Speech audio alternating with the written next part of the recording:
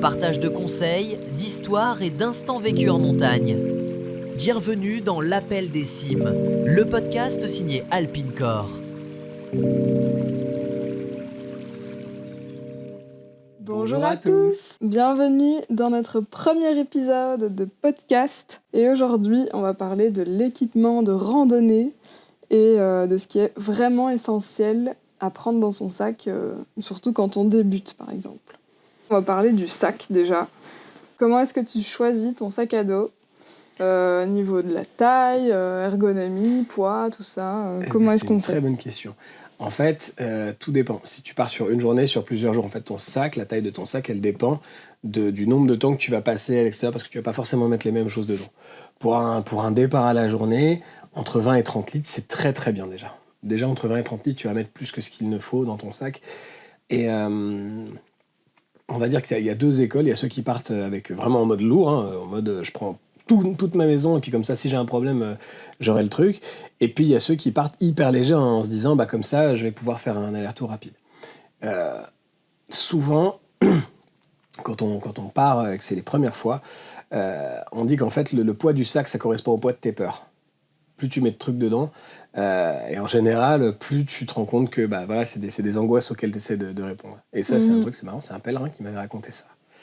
C'est vrai que, surtout au début, on a tendance à prendre plein de choses qui sont pas nécessaires et qui alourdissent le poids du sac. Mais encore maintenant, je trouve, il y a des fois des sorties où on sait pas trop si on va avoir besoin des crampons, par exemple, ou d'une veste de pluie, mais c'est toujours bien de les prendre au cas où. En fait, il y a des indispensables que tu dois avoir dans tous les cas, quel que soit le temps qu'il fait, parce que tu peux pas... comme tu l'as dit, tu peux pas forcément le prévoir. En fait, la météo, c'est hyper changeant en montagne. Donc, il y a, on va dire, les basiques, le fondamental dans ton sac, que tu n'as pas le droit d'enlever, même si, par principe, l'idée, c'est de ne pas s'en servir. Je pense à la trousse de secours, par exemple. Tu en as une, et pour le coup, l'idée, c'est que une bonne sortie, c'est quand on n'a pas à t'en servir. Mais il faut l'avoir. Et il y a plusieurs petits trucs comme ça, mais on reviendra dessus spécifiquement. Ouais. Donc moi, je dis entre 20 et 30 litres, c'est déjà pas mal. Ça suffit largement, en fait. Et après... en fait, ce qu'il faut, c'est surtout voir en fait, de quoi on va avoir besoin. Si on part à la journée, on va avoir besoin d'un peu d'eau. On va avoir besoin éventuellement d'une tenue de rechange si jamais on prend la flotte ou si vraiment on transpire comme des bœufs. Et puis, c'est à peu près tout, en fait. Éventuellement de quoi manger, quoi. Mais c'est à peu près tout ce qui est vraiment important dans le sac. Ok. En plus des indispensables, évidemment, qu'on reverra plus tard. Ok. Pour toi, comment est-ce qu'on peut éviter de trop s'alourdir sans compromettre la sécurité ? Quand on débute, la plupart du temps, moi je pense que c'est pas une mauvaise idée d'accepter le surpoids. Parce que quand on débute, alors souvent que là, dans un sac de 30 litres, de toute façon, vous n'allez pas mettre 15 kilos, donc ça vous empêchera pas de faire votre balade. Là où ça devient compliqué, c'est quand vous faites 5 ou 6 jours. Mais si vous partez à la journée, moi, j'ai pas de problème avec le fait de surcharger le sac pour les débutants, c'est même bien.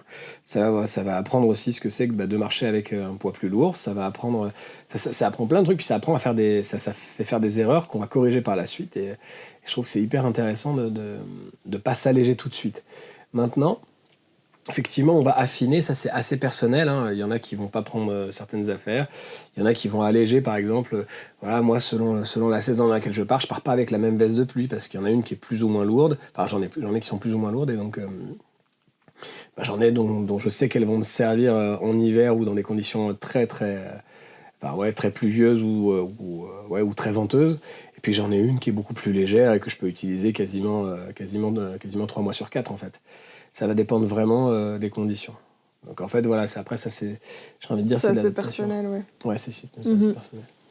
Mais est-ce que tu as quand même une façon d'organiser ton sac de façon efficace ? Est-ce qu'il y a des choses que tu mets dans le fond, d'autres au-dessus ? Est-ce qu'il y a une répartition spéciale ? Alors, de toute façon, il faut partir du principe qu'il y a un théorème, une loi mathématique, qui est qui concerne absolument toutes les activités de montagne, c'est que quand tu as besoin d'un truc, il est de toute façon forcément dans le fond de ton sac. C'est comme ça. Tu peux pas y couper. Donc tu auras beau l'équilibrer comme tu veux, mettre sage, mettre mes bonnes affaires au bon endroit, etc. Au moment où tu l'ouvres, c'est de toute façon le bordel.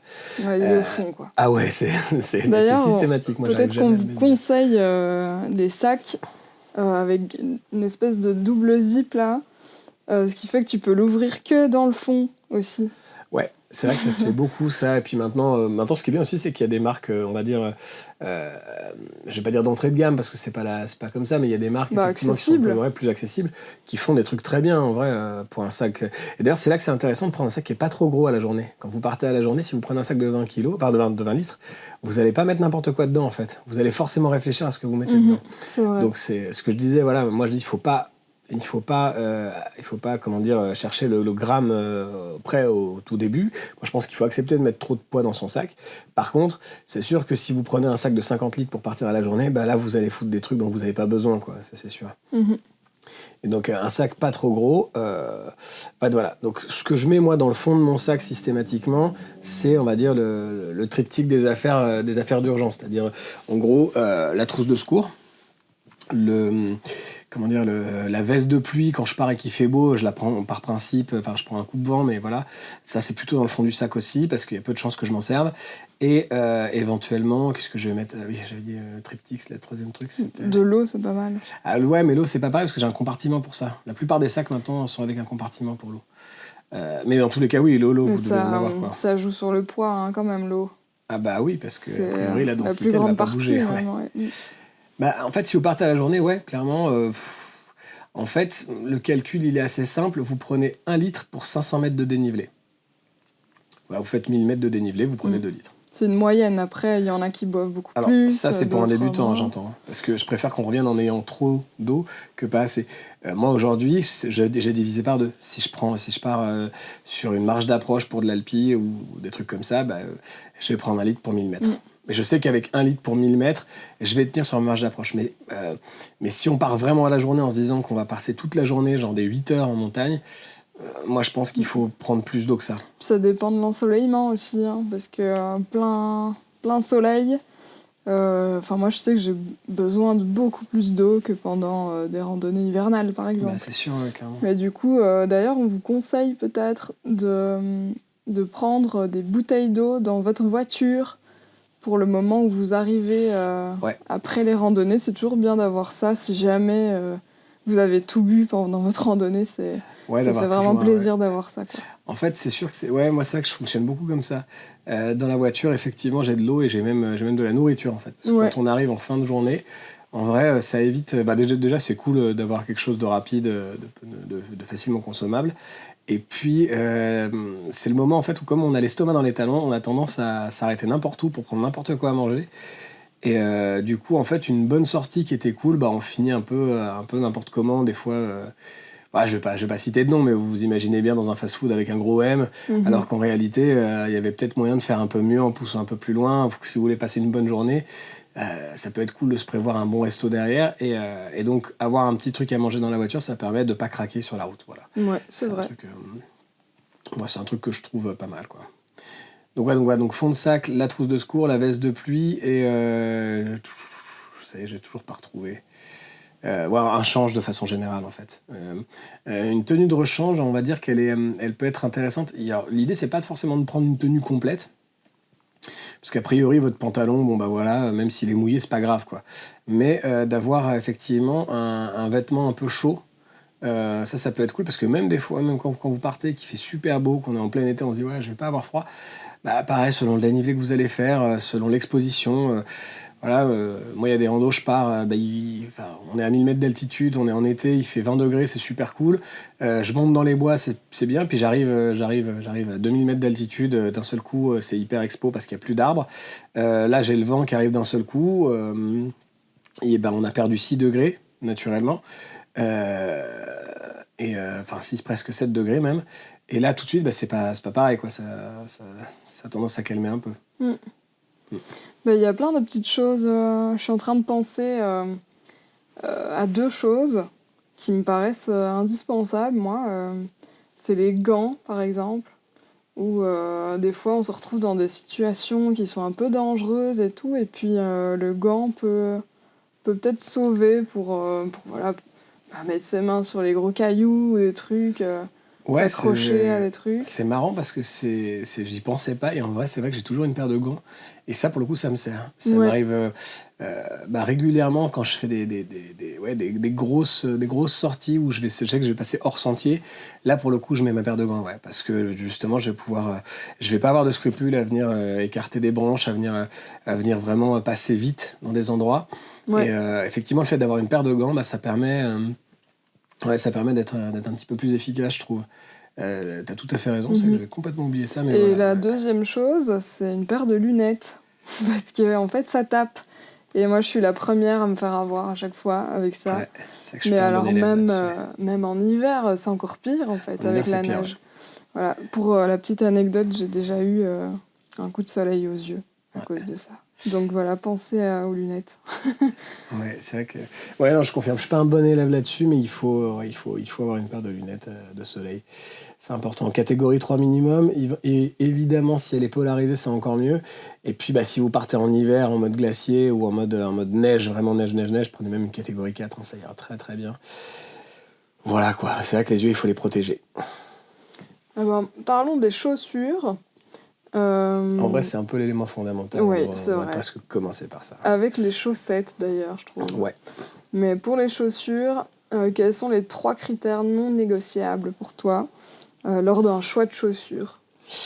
Alors, maintenant ou quand j'ai commencé? Parce que j'avais pas les mêmes. Alors, si on devait conseiller des chaussures à un débutant, quels seraient Ouais. les 3 critères à Le premier respecter? critère, c'est le critère de confort déjà. C'est-à-dire qu'une paire de chaussures dans laquelle vous n'êtes pas bien, c'est vraiment des sorties qui deviennent infernales et c'est le meilleur moyen de se dégoûter. Donc, moi, je vous conseille pour le coup d'aller dans plusieurs magasins.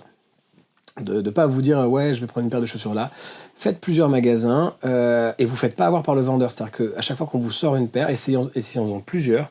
Moi, j'ai eu le cas plusieurs fois avec des gens que je connais qui ont pris la paire qu'on leur a conseillée parce que vraiment le vendeur avait l'air hyper compétent. Puis résultat, c'était pas à leur pied, ils ont pas kiffé. Et moi, ça m'est arrivé même en ski de rando, ça. Où en fait, on m'a conseillé une paire plutôt que celle que je voulais. Et puis je le regrette aujourd'hui. J'aurais préféré prendre la paire que j'avais repérée à la base. Donc voilà, déjà, il y a l'aspect confort. Donc essayez-le. Vraiment, dans les bons magasins, vous avez des petites marches en gros, qui vous permettent d'essayer voilà, la montée, la descente, de voir si votre orteil tape pas devant. Enfin voilà. Faut pas hésiter vraiment à prendre une taille qui, encore une fois, qui correspond bien, qui vous permette de bouger un peu les orteils à l'avant. Parce que ça, c'est pareil, quand vous descendez, si vous avez le gros orteil qui tape, ça devient rapidement l'enfer. Et puis après, vraiment, le truc, une fois que vous avez vraiment déterminé votre confort idéal, le truc qu'il faut regarder, c'est la semelle. Là, pour le coup, le cramponnage de la semelle, c'est hyper important. Une bonne accroche. Ouais, tout à fait. Alors, on va vous dire semelle Vibram, parce que voilà, je cite une marque, mais en même temps, Vibram, ils font des semelles pour tout le monde maintenant, donc quelle que soit la marque de chaussures que vous preniez, il y a quasiment une chance sur deux pour que ce soit du Vibram. On peut citer des marques, il n'y a pas de problème. Ouais, mais alors... Et donc voilà, quand vous regardez, en fait, la semelle Vibram, ça veut tout et rien dire. C'est-à-dire que vous avez différents caoutchoucs, ils ont différentes gommes, et puis surtout, vous avez différents types de crampons. Ce qui est important, c'est d'avoir des crampons qui correspondent à votre activité. Si vous allez faire un peu de balade en forêt, quelque part, une chaussure plate, ça fera très bien le boulot, quoi. Même une paire de baskets, je veux dire, on s'en fout un peu. Si vous allez faire vraiment, vous commencez à vous dire, je vais avoir plusieurs types de terrain, je vais monter sur de la pierre, puis je vais passer dans la boue, puis je vais, voilà. Là, il vous faut des crampons d'au moins 5 mm de profondeur. Ça a l'air de rien, mais vous allez voir qu'en fait, sous une paire de chaussures, 5 mm, ça se sent. Pareil, la rigidité de la chaussure, plus on est lourd, plus il faut accepter de prendre une paire de chaussures rigides, parce que vous allez la déformer. Voilà, plus on est léger, pour le coup, plus il va falloir éviter ça. Ça dépend vraiment de... Puis après, ça dépend aussi pas mal, encore une fois, du confort personnel. Toi, t'es hyper légère et ta paire de chaussures de randonnée, c'est une paire d'alpinisme. Donc, littéralement, une paire avec une semelle hyper rigide pour de la randonnée. Mais elle est très confortable, celle-là. Ouais, je confirme. Mais, et le troisième truc, moi, je dirais le pare-pierre aussi. Ah ouais, le pare-pierre, ouais. C'est vrai que ça, c'est un truc... c'est pareil, selon les marques, on va citer après, il y a des pare-pierres qui semblent hyper... Enfin, on a l'impression qu'ils sont hyper solides, et puis en réalité, pas tant. Ouais, alors bon, je vais donner un conseil, les vendeurs vont me détester, mais en vrai, pareil, vous prenez votre paire de chaussures, vous laissez dans le magasin, et puis vous shootez un peu dans un truc, et vous voyez déjà si votre pied, si vous le sentez le choc ou pas, en fait. C'est déjà, ça va vous indiquer, en fait, s'il va bien efficace ou pas. C'est vraiment un peu de tester les conditions de randonnée en magasin. Si vous pouvez. Ouais, parce que c'est une surprise que vous n'avez pas envie d'avoir quand vous serez loin de votre voiture, quoi. Et puis, si vous avez l'occasion, peut-être, de louer une paire de chaussures pour l'essayer avant de l'acheter, ça peut peut-être être une bonne solution si on n'a pas beaucoup de budget au départ. Clairement. Comme ça, vous pourrez la tester sur le terrain et voir si ça vous convient parfaitement, quoi. L'erreur qu'on fait souvent quand on choisit une paire de chaussures, c'est on va choisir le style et la marque avant de choisir la chaussure en elle-même. On a eu un cas l'été dernier, par exemple, où on a vu quelqu'un... Moi, j'ai acheté une paire de Merrell, je vais citer, mais pour le coup, j'aime pas du tout cette paire, elle me convient pas à moi.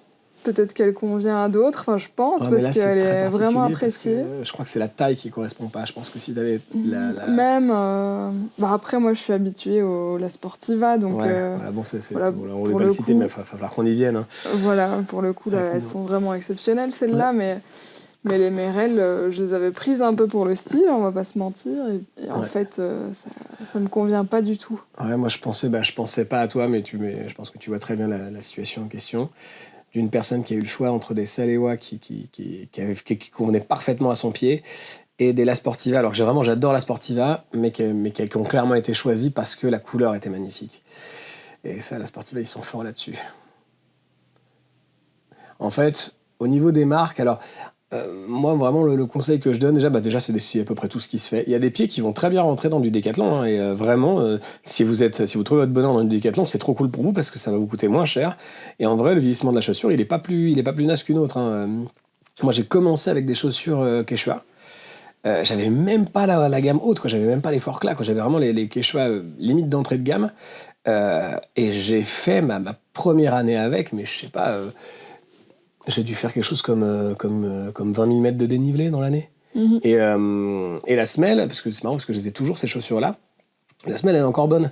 Alors après, je les ai changées parce qu'au niveau du confort, c'était pas ce qui me convenait le plus, mais j'ai fait 20 000 mètres de dénivelé, et puis j'ai même fait des sommets qui étaient limite considérés en alpi rocheux.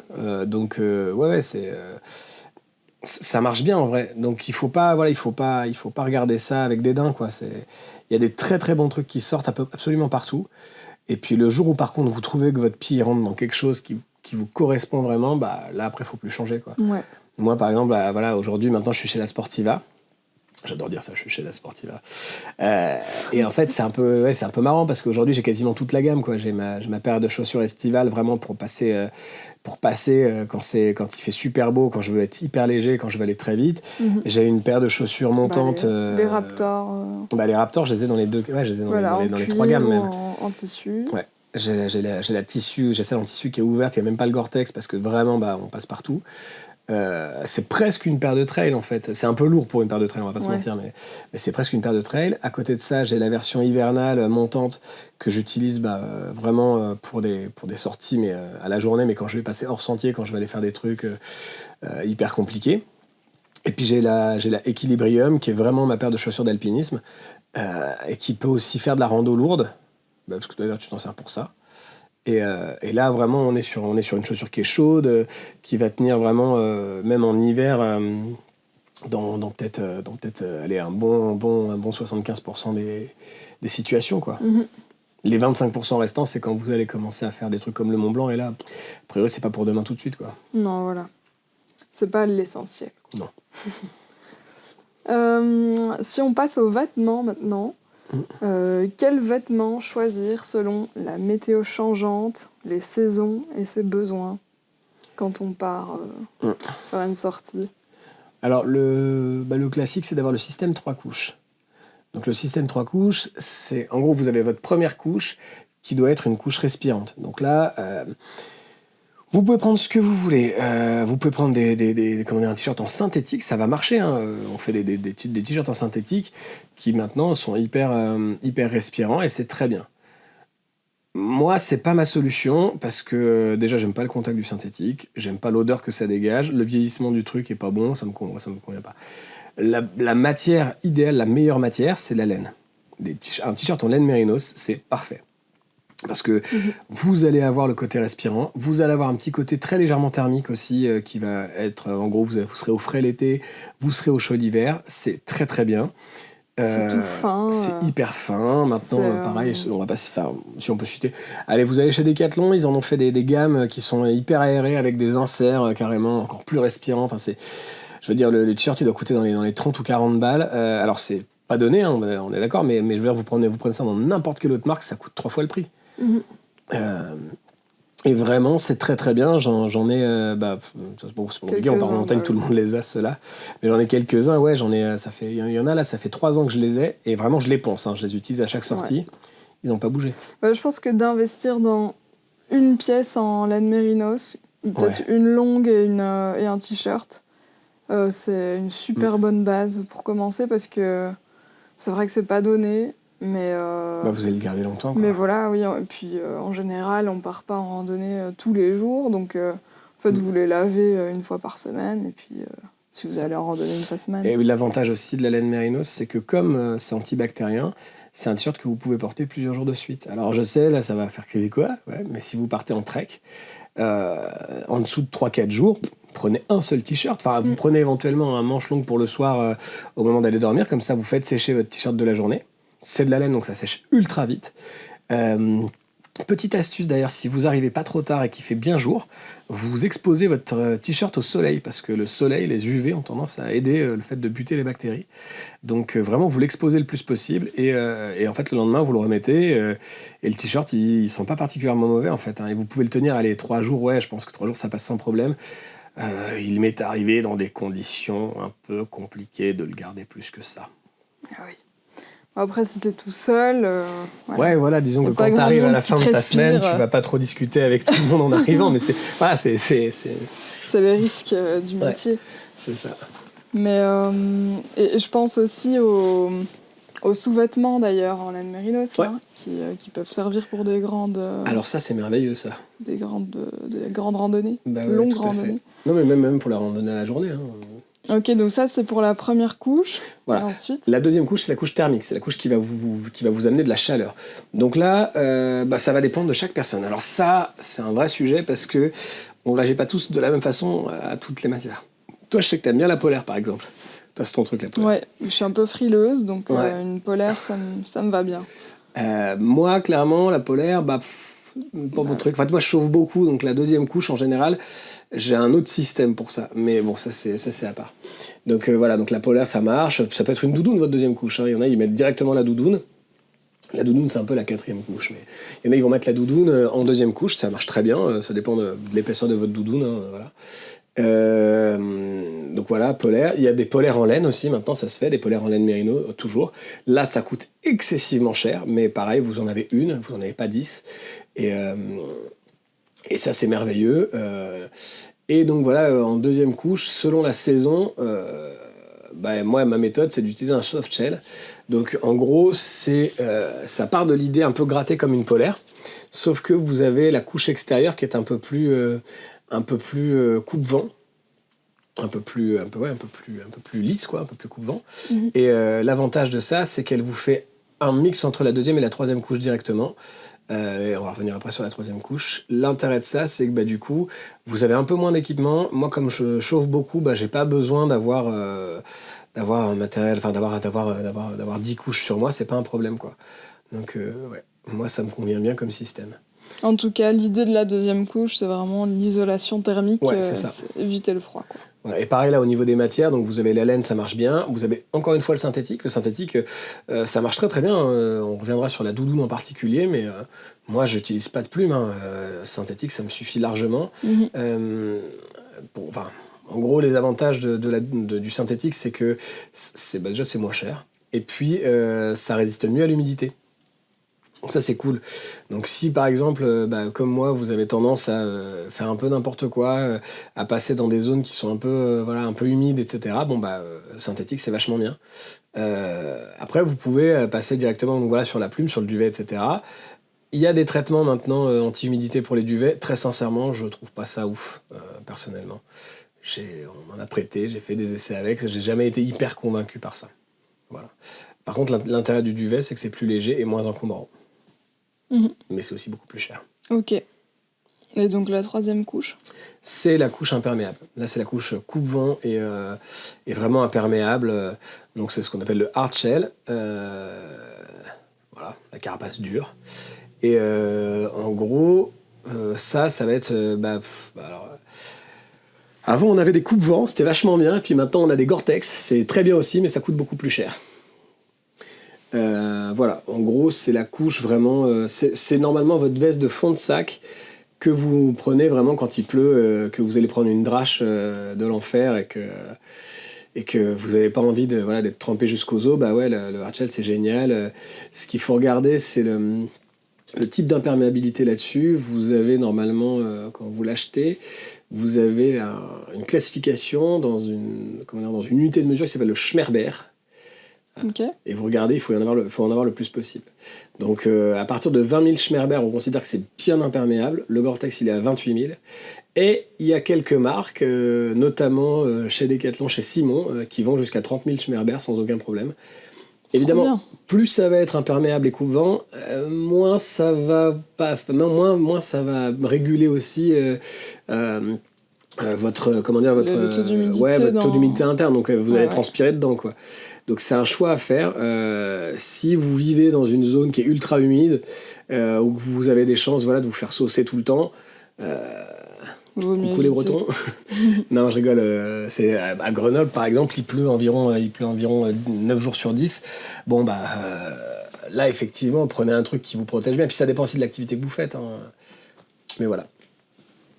Ok. D'ailleurs, j'en profite pour rappeler qu'on a un article sur notre site internet www.alpinecore.ch sur lequel vous pouvez retrouver un article complet sur le système 3 couches. Si ça vous intéresse, il y a plus d'informations sur le site. Voilà. Et maintenant, si on passe à l'équipement, quelles erreurs d'équipement vois-tu le plus souvent chez les débutants ? Les erreurs d'équipement. Donc des choses qu'ils achèteraient peut-être un peu vite alors qu'il y a d'autres choses plus essentielles. Alors, les choses qu'on achète trop vite, je trouve que... En fait, c'est pas tellement sur un équipement qui n'a pas sa place, parce que dans l'absolu, tous les équipements ont probablement une utilité. Maintenant, c'est d'avoir des équipements qui sont inadaptés, c'est surtout ça le truc. Vous partez, encore une fois, la journée, vous avez pris vos 3 couches, avec une grosse doudoune, qui va faire, alors que vous voyez qu'il va faire, 20 degrés en moyenne. Bon, c'est peut-être pas la peine d'aller jusque-là. Par contre, effectivement, c'est plus dans les choses qui vont manquer. Moi, je vois beaucoup de gens qui partent en randonnée, qui n'ont pas de trousse de secours dans leur sac, qui n'ont pas forcément... dont le téléphone est aussi l'appareil photo. Alors, on est tous pareils, on l'utilise tous comme ça. Mais moi, par exemple, mon téléphone, en sortie, j'économise la batterie à mort, parce que je sais que c'est mon moyen de potentiellement de prévenir les secours, en fait. Donc normalement, vous devez avoir un téléphone, si possible, en fond de sac. Ça fait partie c'est le fameux triptyque que j'abordais. C'est en gros, vous devez avoir la trousse de secours, votre veste de pluie et votre téléphone entre guillemets chargé dans le fond du sac. Ouais. Idéalement, c'est ça. Idéalement, un Nokia incassable avec une vieille carte SIM. On ne les trouve plus, ces trucs. Non, puis c'est vrai que pour les photos, prenez un appareil photo en fait, comme ça, vous avez les deux bien séparés. De bien meilleures photos d'ailleurs. Carrément. Après, voilà, moi j'interdis rien à personne, mais c'est sûr que quand je vois des gens qui font des balades, puis des fois des balades un peu engagées, il y en a, il y a des trucs, à partir de 500-600 mètres de dénivelé, déjà, pour un débutant, c'est quelque chose, tu vois. Donc je me dis, voilà, les gens ils arrivent, ils prennent leur appareil, ils font des photos tout le temps, et puis à la fin, ils n'ont plus de batterie. Ou en tout cas de penser à prendre une batterie externe éventuellement. Ouais, voilà, si vous n'avez pas peur d'alourdir le sac, carrément, on peut aussi faire ça. Hein. Mais il faut vraiment partir du principe que voilà, c'est vraiment pour les conditions de... Normalement, ça peut vous servir en urgence. Après, il y a des choses, voilà, donc pour moi, l'essentiel de ce que vous devez porter sur vous, ce sont de bonnes chaussures. Effectivement, on a abordé très rapidement le sujet, mais une bonne paire de chaussettes aussi, hein, une bonne paire de chaussettes, ça veut dire pareil, une matière qui vous correspond. Encore une fois, la laine, hein, pour moi, ça reste la matière idéale. Ça reste parce que comme tous les sous-vêtements, en fait, comme toutes les premières couches, tout ce qui est en contact avec vous, moi je conseille vraiment la laine. Hein. Et puis des inserts qui vous vont bien, une paire de chaussettes qui est à votre taille, enfin voilà, c'est important. Ça, c'est vraiment la priorité. Après, le reste des équipements, j'ai envie de dire, vous pouvez très bien partir en vieux jogging avec un vieux t-shirt et ça marche très bien en vrai. Hein. Mhm. Ça dépend encore une fois de où est-ce que vous allez et dans quelles conditions vous allez le faire. Ouais.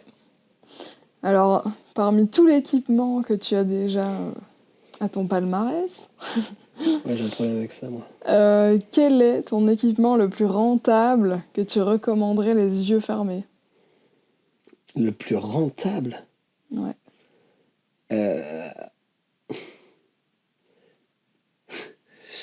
J'en ai plusieurs des trucs qui n'ont pas coûté cher et qui ont été...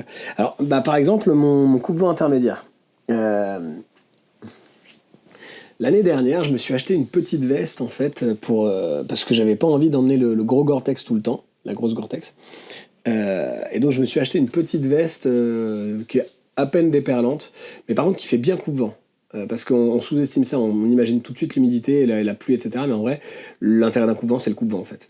Voilà. Et j'avais acheté ce truc-là à la base parce que j'avais fait le buet, c'était ma deuxième sortie sur le buet, et donc je m'étais réveillé tôt. C'était un très beau, enfin c'était un magnifique jour, ça devait être un samedi peut-être, parce que j'avais dû y aller, j'avais dû partir un vendredi soir je crois. Et donc je suis parti tôt du refuge de la Pierre, et je suis arrivé tout en haut, et là d'un seul coup le vent se lève. Et le problème c'est que le vent se lève, il est à 3000 mètres d'altitude quoi. Et moi j'avais donc un t-shirt avec une manche longue, c'était de la laine déjà, mais j'étais en mode tranquille quoi. Ouais. Et là le vent se lève et d'un seul coup je me retrouve vraiment froid. Gelé en haut. Mais un truc de fou, c'est-à-dire que gelé, j'avais du mal à serrer les doigts quoi. Donc alors ça s'est bien fini, hein, j'ai pu redescendre etc.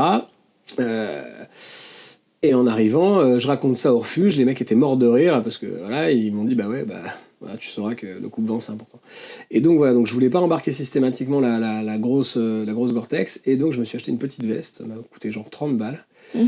C'est ultra respirant et en même temps c'est coupe-vent, et je m'en sers quasiment tout le temps en fait. C'est le truc que j'utilise peut-être le plus dans les fringues, voilà. Ça ouais, c'est hyper utile. Après dans les équipements rentables aussi, parce que je m'en sers beaucoup mais qui m'ont coûté un peu plus cher, ma polaire en laine. Ah, ma polaire en laine, c'est un truc. C'est à partir de fin octobre, là, c'est toutes les sorties. C'est un truc, je m'en sers tout le temps. C'est des petites polaires toutes fines, hein, c'est ça? Ouais, c'est hyper fin. En fait, c'est gratté à l'intérieur, donc c'est vraiment c'est de la laine. Hein, c'est vraiment comme une deuxième couche en laine. C'est hyper fin, c'est hyper léger. Et alors, au niveau chaleur, c'est génial. J'avoue, je suis assez fan aussi de ces polaires-là, parce que même pour moi qui suis frileuse, tu peux mettre quelques petites couches en dessous qui sont plus respirantes. Ouais. Et cette petite polaire qui vient tout réchauffer, ça évite d'avoir des grosses polaires très épaisses et qui sont moins respirantes, quoi. Ouais, j'aime beaucoup aussi. Et comment est-ce qu'on pourrait tester son matériel avant une vraie randonnée, selon toi? Waouh. Est-ce que c'est bien de le faire déjà? Ouais, ça dépend de quoi. En fait, déjà, vos chaussures, par exemple, quand vous les achetez, si vous savez que vous les achetez pour une échéance, sortez-les avant. Parce qu'il faut les faire un peu... si votre première essai de la chaussure, c'est le jour où vous partez en randonnée... Vous allez souffrir. Ah ouais, non, ça va être... Vraiment, c'est un truc que je vous conseille pas. Alors après, encore une fois, ça dépend. Il y a des marques, quand vous savez quel est votre pied, quelle est votre marque, qu'est-ce qui vous correspond vraiment... Bon voilà, moi ma dernière paire de Raptor, je savais que j'allais pas avoir de problème quoi, je les ai mises et puis je suis parti et j'ai pas eu de soucis. Voilà, mais parce que je connais très bien maintenant, je connais mon pied, je connais très bien cette marque et je sais exactement à quoi correspond ce modèle, donc je savais que je risquais pas grand chose. Mais ouais. C'est vrai qu'on en revient au confort, hein, mais en général, si elle est vraiment bien adaptée, ça se passe bien, même la première fois. Ah oui, bien sûr, hein, c'est pas toujours... dites-vous que si votre première sortie, c'est un enfer, c'est que c'était de toute façon pas la bonne paire. Maintenant, effectivement, si vous faites 3-4 sorties et qu'au bout de la troisième ou quatrième, vous avez vraiment l'impression que la chaussure s'est faite à votre pied, que ça va mieux, c'est que ça marche quand même. Hein. Mais effectivement, c'est des choses qu'il faut découvrir avant d'y aller. Donc ouais, moi je vous conseille de sortir vos chaussures, même si vous n'allez pas sur des terrains qui sont les mêmes que ceux que vous allez pratiquer. Allez-y, hein, prenez vos chaussures de rando, allez faire une marche en forêt, essayez de passer un peu hors sentier, pourquoi pas, de voir comment vous réagissez avec, tout ça. Ça c'est important, ouais, je pense que c'est cool. Après, pour la plupart des équipements, ça dépend en fait de chaque équipement. Si vous partez en trek sur plusieurs jours et que vous avez un système de réchaud pour la nourriture, essayez votre réchaud avant, je sais pas, faites bouillir de l'eau pour voir ce que ça donne, quoi. Ce genre de petites choses. Ok. Mais oui, moi je suis assez pour essayer. Un nouvel équipement, c'est bien de l'essayer avant. Dans un autre registre, quel est l'objet que tu emmènes partout, même s'il semblerait inutile pour les autres ? Ça dépend. Dis-moi. T'as plusieurs idées ? Ouais. En trek, moi j'ai toujours un petit saléron dans lequel je mets du sel et des épices. Parce que quand vous faites votre tambouille le soir, vous sortez ce truc-là et voilà. Donc c'est une petite boîte en bois que j'ai acheté dans le Kera, c'est rigolo, ça a pas tellement de... Mais en fait ça me fait du bien de le sortir. Voilà, c'est juste, j'accepte de perdre ce truc-là. Ouais, voilà, c'est un objet de plaisir. Et tu penses à une autre chose ? À la journée, l'opinel à la journée, il vous sert toujours. Hein. Ah oui. Ça, c'est vraiment l'objet, mais en mode... je pense que ça paraît pas inutile pour les autres. Hein, ouais, non, ça, c'est pas ça que ça paraît peut-être pas inutile, j'avoue. Si, j'ai toujours une sangle et un mousqueton dans le sac. Ouais. Ça, effectivement, ça peut pas mal vous aider. La petite sangle, le mousqueton et éventuellement un bout de corde, quand même, c'est mieux, parce que sinon, la sangle et le mousqueton ne vont pas vous servir à grand-chose. Et pourquoi ça servirait alors du coup ? Ça sert. Alors la sangle et le mousqueton peuvent servir par exemple quand vous avez un passage un peu technique. Là c'était il y a peut-être 3-4 semaines. J'ai fait un sommet et à la toute fin il y a des chaînes. En soi vous passez l'été, on s'en fout, ça n'a pas tellement de... même l'été moi je les prends pas les chaînes, c'est plus chiant qu'autre chose. Mais là c'était du coup ça commence à être pas loin de l'hiver, il y avait de la neige. Ça glissait pas mal en haut. Et donc, les chaînes, en fait, vous les prenez parce que potentiellement, ça peut vous sauver la vie. Bon, avec la sangle et le mousqueton, vous vous accrochez sur un baudrier de fortune avec un bout de corde, vous faites une longe et vous pouvez vous accrocher sur la corde. Et ça, c'est cool. Ça peut... Ça sur la chaîne, ouais. Ça peut sauver d'avoir ça dans le sac, mais faut savoir s'en servir quand même. Ouais. Que penses-tu des gadgets high-tech du style GPS, les montres et compagnie ? Le gadget en lui-même, c'est pas forcément là-dessus qu'il faut travailler, c'est la fonction qui m'intéresse. Le GPS, alors, je suis croyant mais pas pratiquant, c'est-à-dire que je vois bien qu'il y a des gens qui s'en servent et je comprends bien que pour certaines personnes ça doit être important. Moi, clairement, c'est un truc qui me fait flipper ce machin. Déjà parce que, en fait, si vous avez par exemple votre GPS sur votre montre, vous allez regarder la route indiquée par votre montre, puis vous n'allez pas vous connecter à la nature. C'est un peu con, quoi. Je veux dire, vous partez en randonnée, l'idée c'est quand même de faire un truc, de s'insérer vraiment dans la nature et tout, puis vous prenez un GPS qui va vous indiquer la route, quoi. Là-dessus, pour moi, la carte papier et la boussole seront toujours supérieures. D'abord parce que ça ne tourne pas en panne. Ensuite, parce que quand on a appris à s'en servir, on peut se repérer, se géopositionner, et ça c'est vraiment génial. Parce que du coup ça vous donne une autre conscience de ce que vous faites. Et alors on est d'accord, vous allez me dire comment on fait si on s'en est jamais servi. Et moi je comprends, hein. Moi c'est vrai que j'avais déjà travaillé dessus quand j'étais à l'armée, et en plus de ça j'ai eu la chance au club alpin d'avoir des formateurs. Donc déjà moi ce que je vous encourage à faire, si vous avez un club alpin pas loin de chez vous, allez-y et faites la formation Carto. Ne serait-ce que la formation Carto 1, c'est vraiment bien, ça va vous apprendre les trucs. Après, un club de randonnée. Vous avez forcément des clubs de randonnée. Et puis sinon, le top du top, vous chopez un vieux pas loin. Il y a forcément... Non mais je rigole avec ça. Mais parlez aux anciens, sans déconner. Si vous faites de la randonnée, si vous vous mettez à marcher en montagne, vous allez forcément croiser des vieux randonneurs. Posez-leur la question. Eux, ils savent. Ils savent probablement, parce que les GPS, ils n'ont pas grandi avec. Donc ils ont dû se débrouiller avec d'autres choses. Et vraiment... n'hésitez pas à leur poser la question, ils vont être souvent bien meilleurs que nous. Donc vraiment, voilà, je vous encourage à faire ça. Apprendre à se servir d'une carte, ça c'est hyper intéressant. Pour moi, il y a un gadget que j'utilise vraiment et qui est... il y a une fonction de ma montre qui est vraiment hyper important, c'est l'altimètre. L'altimètre, ça c'est primordial. L'altimètre, vraiment, vous avez la carte, l'altimètre, la boussole. Voilà. En plus, on va pas se mentir, mais une montre altimétrique, ça coûte beaucoup moins cher qu'un GPS. Hein. Vous avez les premières ProTrek de chez Casio aux alentours de 100-150 balles. C'est des montres en plus qui ont une protection, qui sont étanches. C'est un peu des G-Shock, donc voilà, c'est increvable. Souvent, c'est solaire, donc vous n'avez même pas à vous occuper de la pile. Ça, vraiment, ouais, je vous conseille d'en avoir un, d'investir là-dedans. Alors ouais, ça fait beaucoup de trucs, mais en vrai, entre ça et une montre GPS, vous n'allez pas la payer plus cher. Et par contre, le résultat, utile, le rendu, il est pas le même, quoi. Ok. Donc vraiment, voilà, moi je conseille ça. La montre altimètre, ouais. Ou même l'altimètre mécanique, hein, ça se trouve encore. Vous pouvez même en acheter d'occasion sur le Bon Coin, faut pas hésiter. Un altimètre, une carte, une boussole, ça c'est des gadgets qui sont vraiment importants. Et alors ouais, un truc dont j'ai pas parlé au niveau des gadgets, mais les bâtons.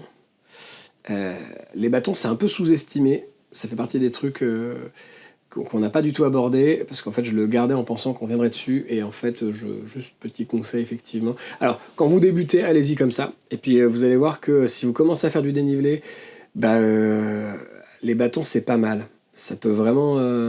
ça change une sortie quand même. Ouais, ouais, ça peut vous... Alors déjà, ça peut vous faciliter l'accès, ça peut vous faciliter votre dénivelé positif, mais surtout à la descente. Le bâton, c'est un élément de sécurité qui est pas mal, en fait, qui peut vous aider à passer sur des petits trucs, voilà, c'est intéressant. Et qu'il faut pas hésiter à remettre dans le sac pour certaines parties, si jamais il faut mettre les mains, quoi. Ah ouais, vraiment. En fait, là-dessus, les trailers, ils ont bien compris ça. Les bâtons de trail, souvent, c'est un peu mieux foutu.